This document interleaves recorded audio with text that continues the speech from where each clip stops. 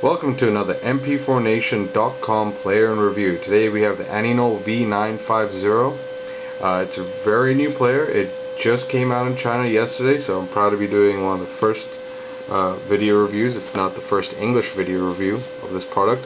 As you can see, it has the same packing as the Ainol V2000, just it's in blue. There's the player, what it looks like.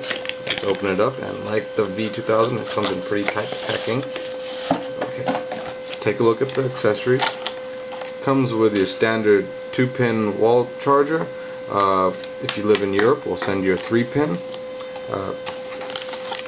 Here you have the standard headphones, your warranty card, your CD with drivers and installation programs, and your manual, which is currently in Chinese, but it is a pretty simple player and pretty straightforward to use.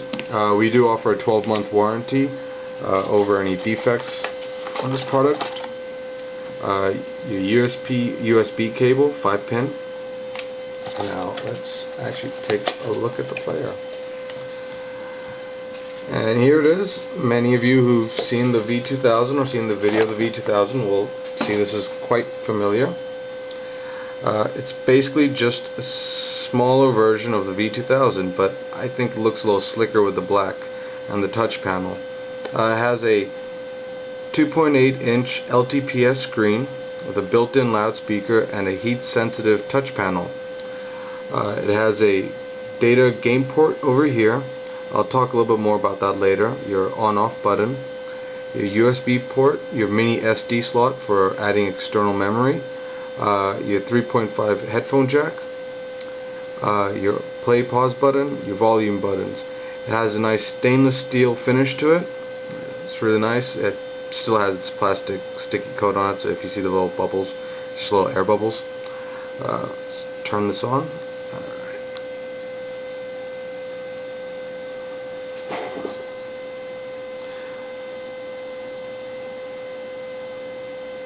Here we go. It actually has a nice user interface, and again, my camera fails in showing this.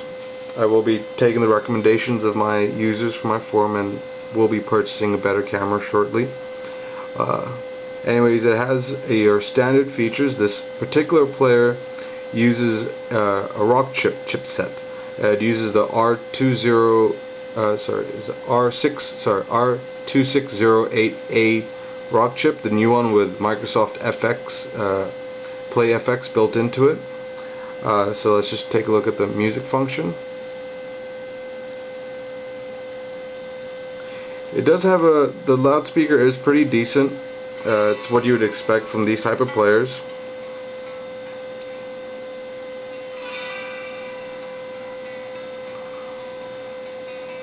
The user interface is mostly this black and white gray theme. Just fast forward a little.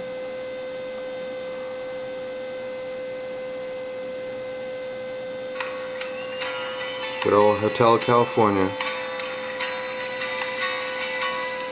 It has SRS WOW, Play FX, and BBE, so it does have good audio performance. Skip to the next song. This particular player can support WMA, MP3, FLAC, and APE right out of the box.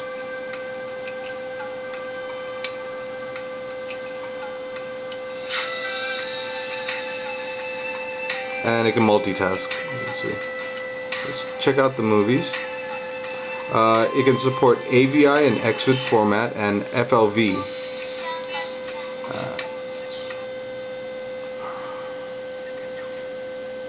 Oops.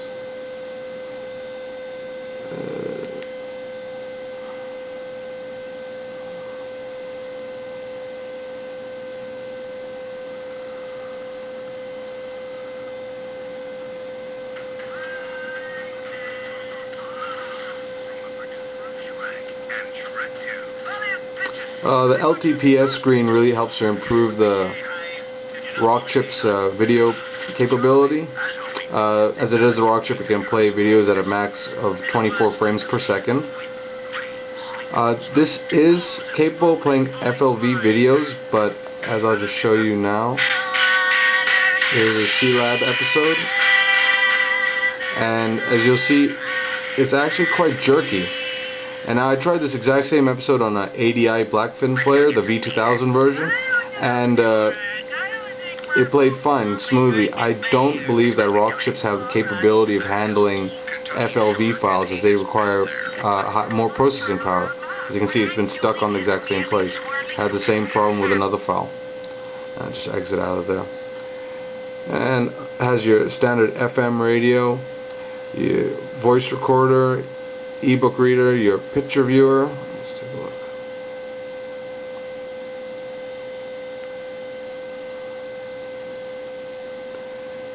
And it has a very nice, nothing really beats an LTPS screen right now. They're very nice, very clear. And see, the player is very fast in responding. And let's just exit out of here. Your game is just Tetris. It's your standard one that you get in your rock chip players. But in this one, the controls are actually decent. There's a sensitivity of the touch panel. Oh, whoops. Sometimes the sensitivity of the touch panel is too sensitive. Anyway, you have the setup. You can change your music, your radio, your language. This particular player can support a lot of different languages. Anyways, and you have your file navigation system. You can just explore around. As this player just came out, it is a bit buggy. As you saw, the touch panel is a bit sensitive.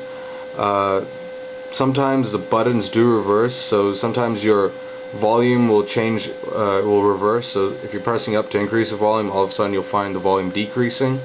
Played around it a couple of times, the player, and the problem's intermittent. So it's all firmware related. So you can probably guess, within a couple of weeks when Ainol releases their first firmware release, it'll probably cover a lot of these fixes. Ainol's been pretty good in this. One of the other good features is that it actually has a clock up here, and even if you turn the player off, turn it back on, the clock's accurate, which for many of you who may own Chinese MP4 players will know that's pretty amazing. And there are other little glitches, like here the Chinese characters will remain even if you set it to English, and if you go into like a function, the characters up here will still be in Chinese. So again, firmware issues. Overall, I think it's a pretty slick player for a rock chip.